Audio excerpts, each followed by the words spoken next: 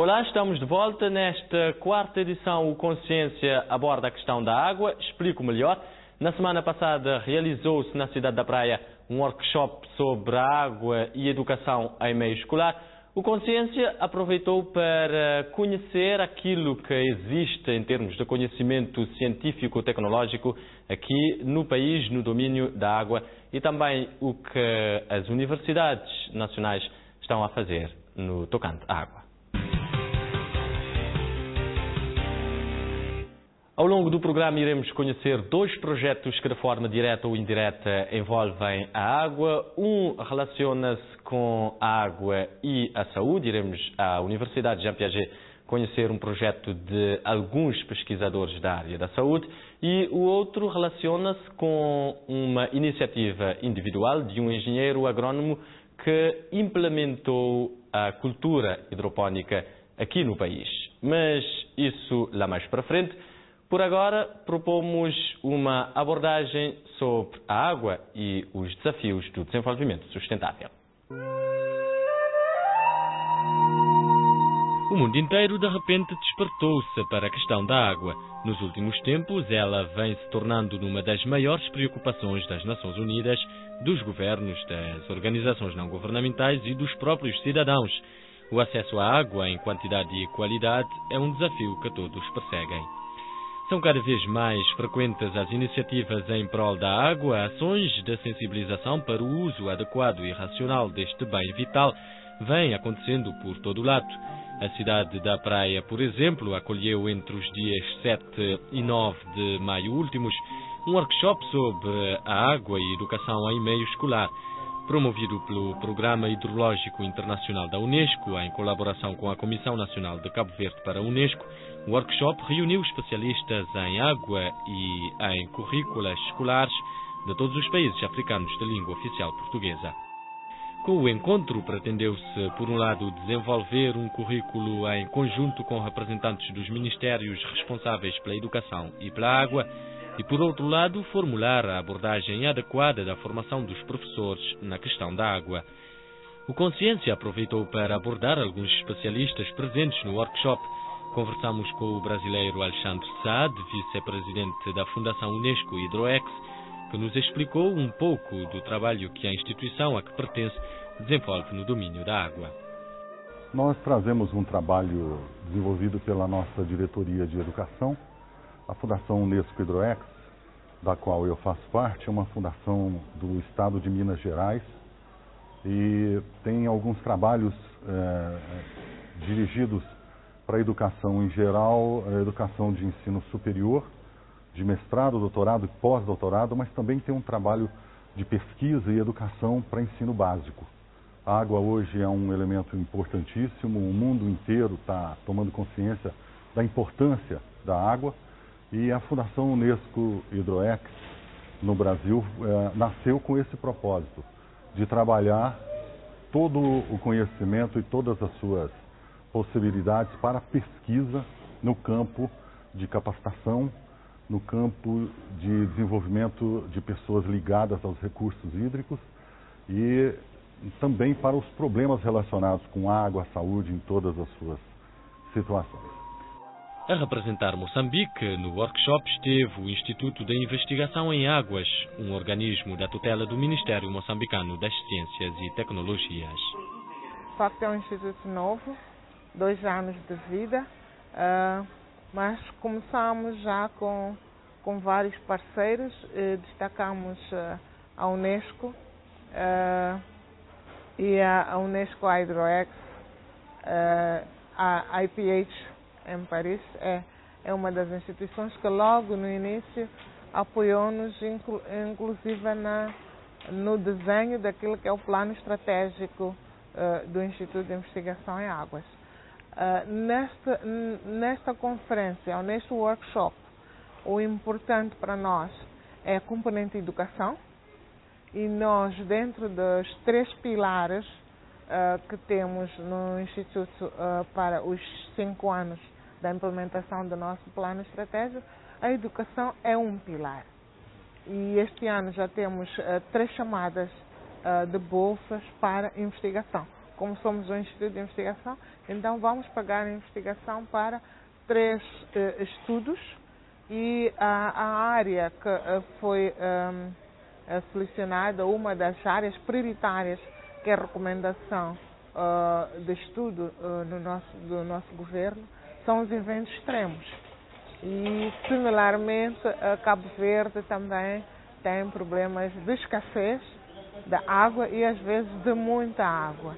E sempre relacionamos essas fases de escassez e excesso de água com a própria qualidade da água.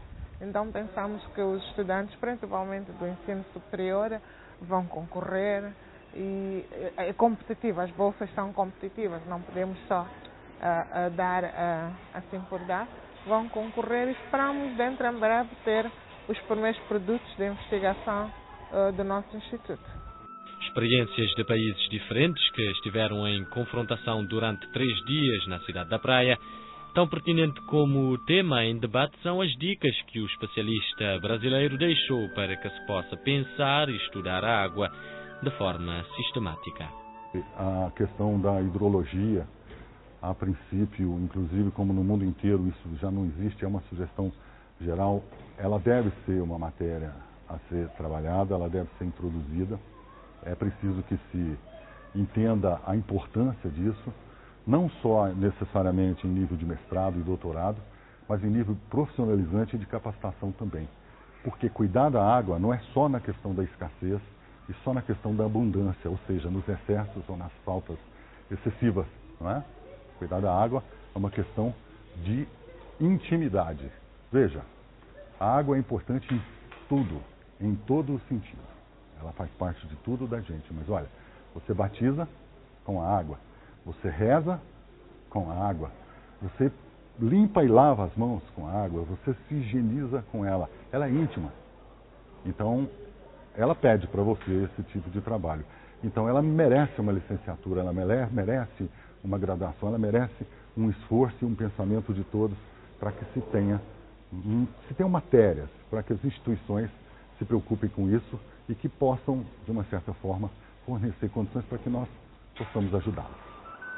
A água sempre esteve na base das preocupações dos sucessivos governos em Cabo Verde, até porque, dado a sua escassez, o país vê-se constantemente obrigado a pensar estratégias de rentabilização desse bem precioso. Cabo Verde é um país estruturalmente pobre em recursos hídricos, isso é de conhecimento de todos. Temos um clima extremamente adverso, temos uma orografia que não é propícia nem à valorização das águas superficiais, nem a das águas subterrâneas. Mas mesmo assim fizemos um grande esforço, a água esteve sempre no centro das políticas públicas com os sucessivos governos e, em resultado disso, pode-se dizer que no contexto da África temos uma boa taxa de cobertura de água potável, se calhar uma das mais elevadas da África. Se calhar não podemos dizer o mesmo em relação ao saneamento, que será talvez o único subsetor onde ainda provavelmente não conseguimos ainda alcançar os ODM, os Objetivos de Desenvolvimento do Milénio. António Borges esteve durante anos à frente do Instituto Nacional de Gestão dos Recursos Hídricos, o INGRH. Tem um vasto conhecimento acumulado no domínio das águas, diz que Cabo Verde já fez muito no setor dos recursos hídricos e aponta agora os principais desafios que o país tem pela frente nesta área. Uma das nossas fraquezas é não dispor de muitos quadros para as águas superficiais, por exemplo.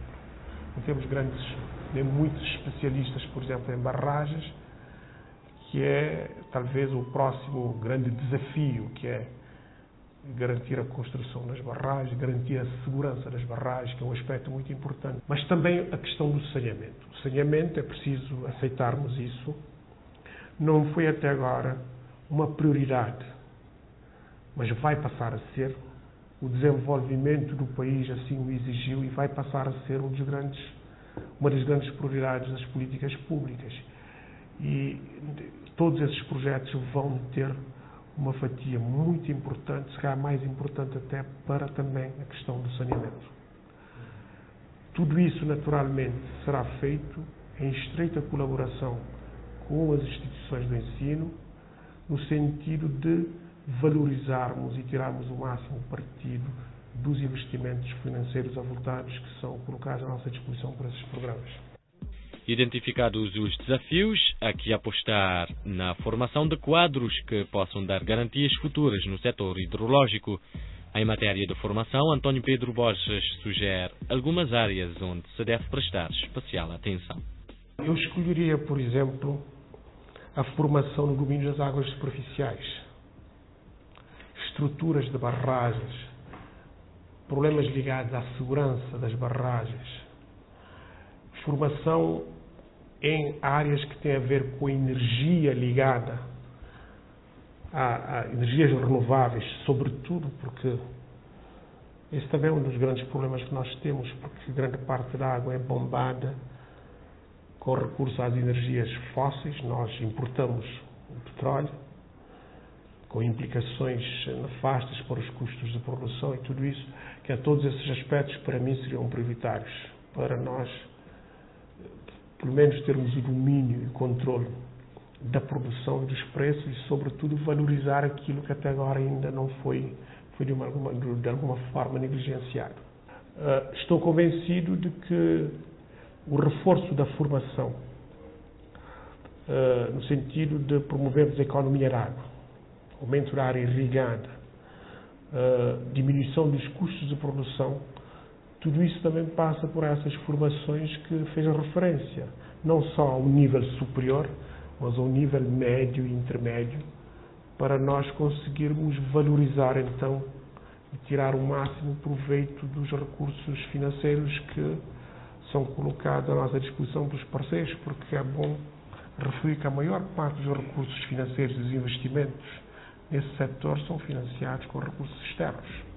Algumas instituições de ensino superior aqui no país já dão alguns passos em matéria de formação voltada direta ou indiretamente para o setor das águas. A nível intermédio, os cursos superiores profissionalizantes lançados pela UNICEV em 2008 têm contemplado algumas formações em áreas como, por exemplo, microirrigação e tratamento de águas residuais. A água está presente em tudo, isto é óbvio, enquanto o elemento químico é imprescindível em cursos que têm por base a química e a biologia, por exemplo.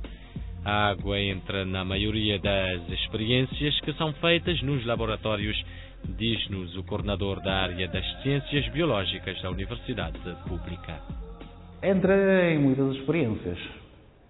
Por exemplo, há demonstrações que fazemos nos laboratórios, várias experiências, em quase todas as experiências entre a água. Por exemplo, aqui fazemos experiências de decantação, por exemplo, entre água, desalinização, entre água, evaporação, entre água, enfim, a nível das ciências biológicas há várias disciplinas, aliás, as experiências que realizamos, quase todas elas entre água, portanto, não só água como elemento químico, como um dissolvente, não é?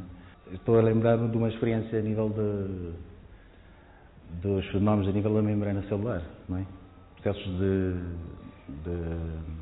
deslocação de substâncias através da membrana, falamos da osmose, por exemplo, que é um processo de deslocação da água.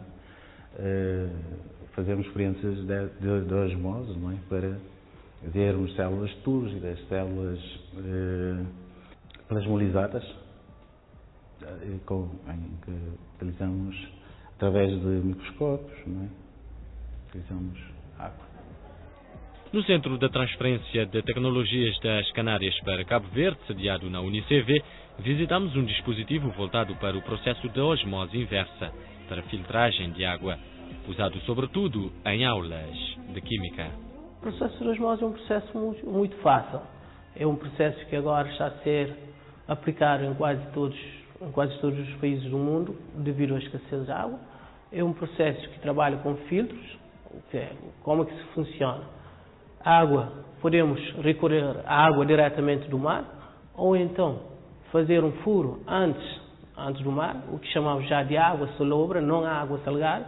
Assim, essa água, antes de entrar no processo da membrana, para não danificar a membrana em si, fazemos passar aquilo por um filtro de areia, que é uma coisa também muito barata e muito prático, né? Passar por um filtro de areia, só depois passar por num processo de membrana. E a membrana, como funciona a membrana? A membrana retém os sais, né? E passa praticamente a água, que chamamos de água pura. E na saída temos uma parte que é desperdiçada, podemos desperdiçar ou podemos utilizar, só que essa parte é muito mais salgada que a própria água de alimentação devido à acumulação de sais. Depois temos a água pura, que depois temos que introduzir alguns compostos químicos para que a água fique em condições de ser consumida. A água pura é utilizada no laboratório. Agora, se queremos a água para o consumo, temos que passar para a água potável. Aí já temos que introduzir alguns elementos químicos, que é quase do sulfito, sulfato. Chama-se Grupo de Investigação em Doenças Tropicais. Usam a sigla GIDT-Piaget. Estamos a falar de um grupo de professores investigadores da área da saúde da Universidade Jean Piaget, conjuntamente com um grupo de alunos que estão a desenvolver trabalhos de pesquisa na área das doenças tropicais. Vamos conhecer o projeto.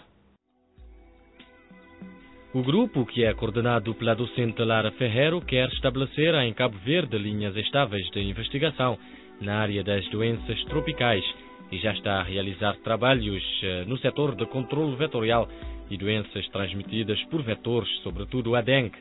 Os primeiros passos do projeto foram dados há um ano, quando começaram com a linha de investigação em controle vetorial. Faz mais ou menos um ano, nós começamos com a linha de investigação em controle vectorial. Para isso, primeiro é montar umas infraestruturas, então somos poucas pessoas, mas com muito interesse, muito entusiasmo.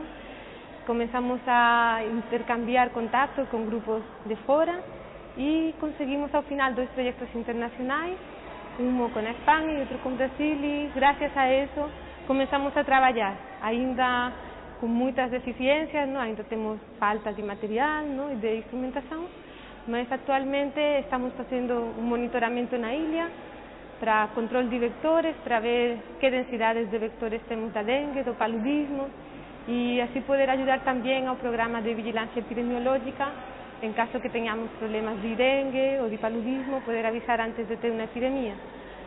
Isso é uma fase inicial. Nessa fase inicial temos a 15 estudantes trabalhando conosco, são estudantes daqui da universidade, eles estão fazendo trabalho conosco no campo, aprendendo a diferenciar mosquitos, e a ideia é, com o tempo, poder também ter um laboratório viral para trabalhar com o vírus da dengue e os vírus que causam as doenças. E achamos que isso é muito importante para Cabo Verde, já que estamos em um mundo globalizado e cada vez mais vamos a ter afluência de pessoas de diferentes países e os riscos que isso traz em doenças transmitidas por vectores, não? Dengue, paludismo, febre do Nilo, todo esse tipo de doenças.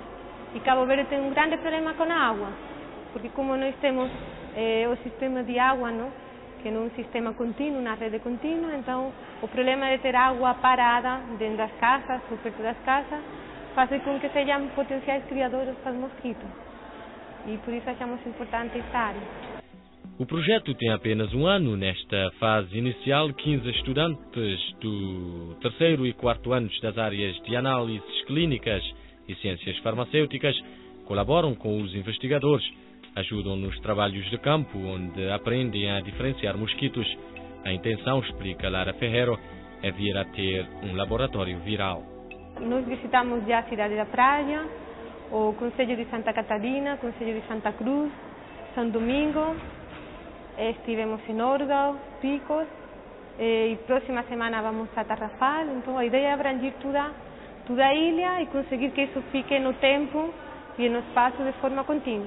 Mas como lhe falei, agora estamos em um processo inicial, então temos que dividir-nos com meio de transporte quando temos, os alunos quando têm tempo, nós professores que também trabalhamos. O processo agora é da recolha, não é? Estamos no processo de recolha, tentar criar uma espécie de armadilhas para que os mosquitos cheguem, seja espécie de criadeiros para eles deixar ovos e larvas, e isso nos permite fazer um conteio e diferenciação de mosquitos semanalmente.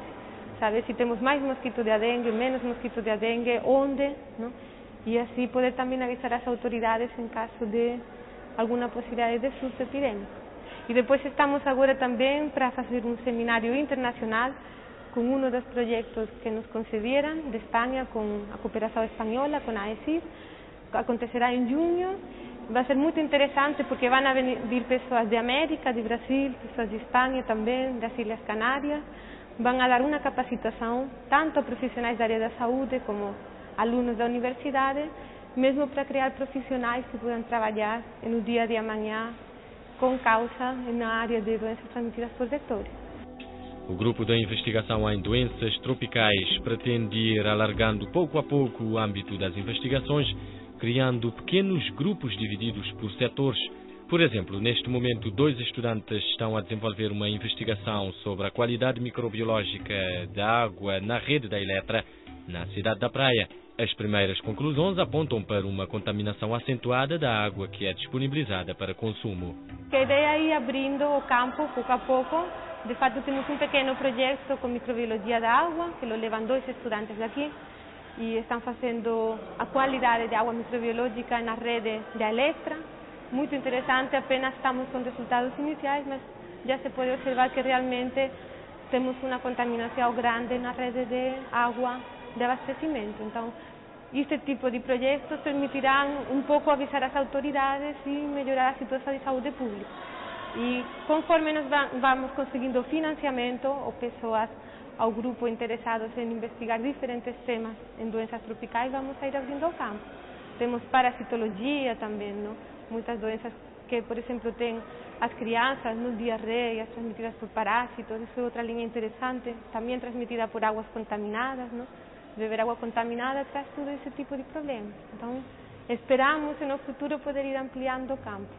O GIDT-PAG, Grupo de Investigação em Doenças Tropicais, conta com a parceria de 2 universidades estrangeiras, a Universidade das Ilhas Baleares, da Espanha, e o Instituto de Pesquisa Fiocruz, de Pernambuco, Brasil.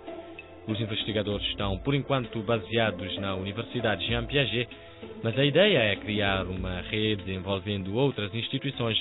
Aliás, alguns passos já estão a ser dados com a Universidade Pública.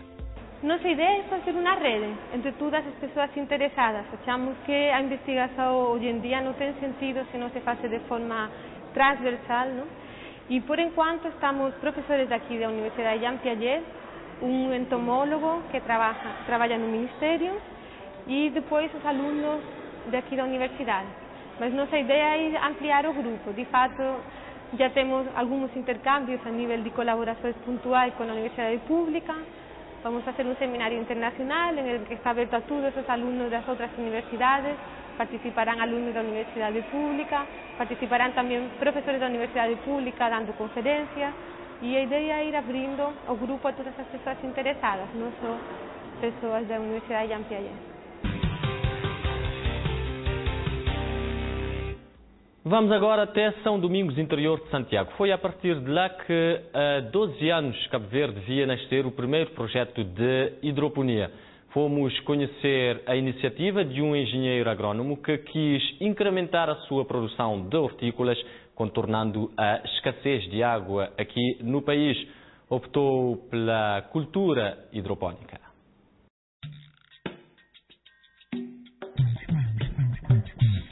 Sérgio Roque é engenheiro agrónomo brasileiro, filho de pais cabo-verdianos. Em 1998 veio para Cabo Verde fazer a prospecção do mercado em matéria de cultura hidropónica. Constatou que não havia nada ainda. Logo contactou as autoridades de então e veio de arma e bagagens para o país.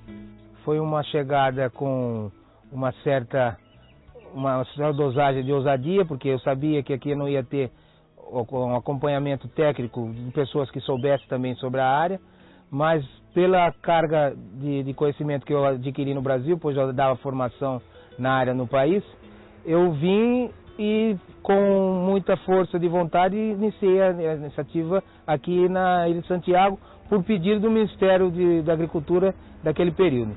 Então eu fiquei aqui, montei a unidade em São Domingos, porque São Domingos é mais próximo da praia na motivação de escoamento do produto. Inicialmente essa produção era toda voltada para a Ilha do Sal, para os hotéis da Ilha do Sal.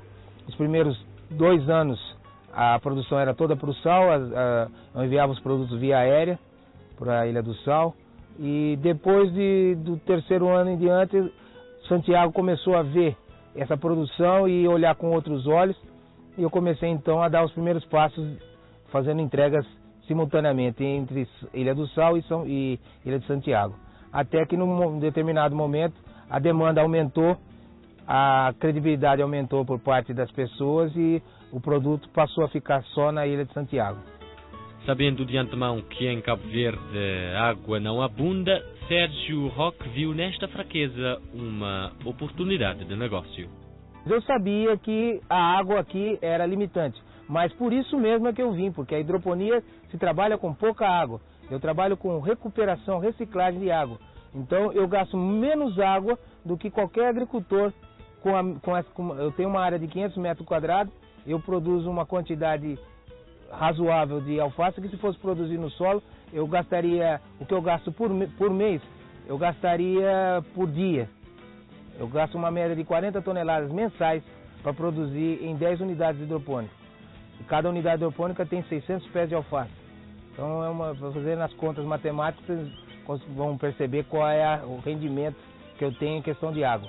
E a água, depois de alguns anos, com esse trabalho que eu fui fazendo, até tive a oportunidade de ser condecorado aqui no país pelo presidente da República, Pedro Pires, que estava fazendo condecoração para os agricultores do país, e eles me incluíram na listagem devido a esse trabalho pioneiro que foi essa técnica hidropônica. Ela é uma técnica conhecida pelos técnicos do Ministério da Agricultura, mas não aplicável. Naquele momento eles não achavam aplicável. Mas eu, como iniciativa privada, eu mostrei que realmente ela é viável e que é viável até hoje. E as pessoas, tanto o Ministério da Agricultura quanto as pessoas que querem mudar e melhorar a sua produção, estão optando por hidroponia também. A água que este empresário gasta é insignificante se comparado com a quantidade que seria preciso gastar em outros sistemas, como alagamento e gota a gota. Ademais, Sérgio reaproveita toda a água que é usada num maravilhoso ciclo que convida à reflexão. O consumo de água e a qualidade da água que você vai usar, a possibilidade de reutilizar essa água e ter alta produtividade, justifica trabalhar em hidroponia no país. A questão de reaproveitamento de água é o que fecha realmente a hidroponia no país, porque nós estamos num país onde qualquer gota d'água é importante. Se eu posso produzir com água e reaproveitar essa água até que a planta desenvolva e gastar o mínimo possível com uma água com qualidade, onde eu sei que essa é uma água que tem uma condição controlada quimicamente, fisicamente e biologicamente, eu só tenho ótimos resultados para a população, para as pessoas que consomem o produto. Então a reutilização da água é o fator mais importante dentro desse processo da hidroponia aqui no país. Foi com essa ideia que eu vim para cá iniciar essa atividade, que já lá vão 12 anos já de trabalho, de labuta e de produção, e com resultados satisfatórios. Não vamos dizer que é uma agricultura que não tem erro também, mas vai depender da técnica, depender do conhecimento técnico de cada produtor. Desde que o produtor conheça a sua unidade, conheça a técnica, ele consegue excelentes resultados. Hoje, passados 12 anos após a instalação da primeira unidade hidropónica em São Domingos, Sérgio já pode gabar-se de ter alguns discípulos espalhados por alguns pontos da Ilha de Santiago, e não só. Graças às formações que tem dado, em São Domingos, por exemplo, hoje todas as escolas de ensino básico têm uma unidade hidropónica.